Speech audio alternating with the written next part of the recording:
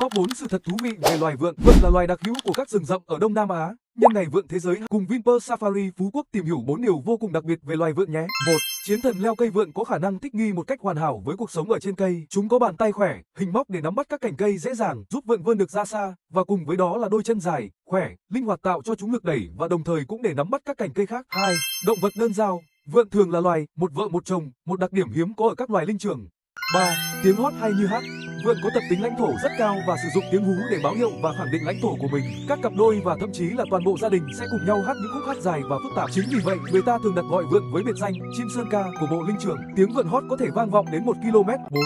Dáng đi đáng yêu khi vượn đi bộ. Dù là đi dọc theo cành cây hay trên mặt đất, chúng thường đi bộ bằng 2 chân, 2 tay giơ lên trời thay vì 4 chân như những loài linh trưởng khác. Cảnh tượng này khá đáng yêu bởi lẽ vượn sẽ vắt 2 tay qua đầu để giữ thăng bằng. Hiện tại, nhiều loài vượn được đánh giá có nguy cơ tuyệt chủng cần được bảo vệ. Hãy lan tỏa video này nhân dịp Ngày Vượn Quốc tế để chung tay góp phần bảo vệ loài vượn.